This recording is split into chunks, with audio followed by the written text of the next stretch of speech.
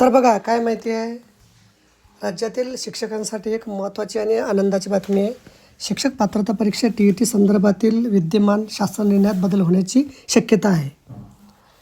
त्यामुळे शिक्षक उमेदवारांना TET उत्तीर्ण होण्यासाठी आता अधिक संधी उपलब्ध होणार आहे. सर्वोच्च न्यायालयाने दिलेल्या आदेशानुसार ही मुदत ऑगस्ट 2027 पर्यंत असणार आहे. पुढील 2 वर्षातून 2 वेळा TET परीक्षा.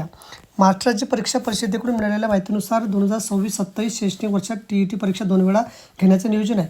पहिली परीक्षा जून अखेर किंवा जुलै महिन्यात होण्याची शक्यता असून दुसरी परीक्षा नोव्हेंबर 2026 मध्ये घेण्यात येणार आहे.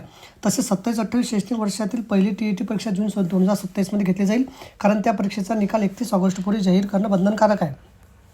सप्टेंबर 2025 मध्ये सर्वोच्च न्यायालयाने इयत्ता 1 ते 8 पर्यंत शिकवणाऱ्या सर्व शिक्षकांसाठी TET उत्तीर्ण होणं बंधनकारक असल्याचा निर्णय दिला होता. यासाठी 2 वर्षाची मुदत देण्यात आली असून ती 31 ऑगस्ट 2027 रोजी संपणार आहे. या कालावधीत पात्रता पूर्ण न करणाऱ्या शिक्षकावर सक्तीची सेवानिवृत्ती लागू होऊ शकते. यामध्ये मुख्याध्यापकाचे समावेश आहे. याशिवाय भविष्यात पदोन्नतीसाठी देखील TET उत्तीर्ण असणं आवश्यक असणार आहे. अलीकडे झालेल्या TET परीक्षांमध्ये उत्तीर्णतेचे प्रमाण अत्यंत कमी राहिले आहे. नोव्हेंबरमध्ये झालेल्या परीक्षेत 12% कमी उमेदवार यशस्वी झाले होते. CTET परीक्षेचा निकालही तुलनेने कमीच असतो. त्यामुळे शिक्षकांना मिळणाऱ्या संधी वाढवण्याची गरज अधोरेखित झाली आहे. सध्या अस्तित्वात असलेल्या शासन निर्णयानुसार TET परीक्षा वर्षातून एकदाच घेतली जाते. मात्र न्यायालयाने दिलेल्या मर्यादित कालावधीत शिक्षकांना पात्रता पूर्ण करावी लागणार असल्याने हा निर्णय बदलणे आवश्यक आहे.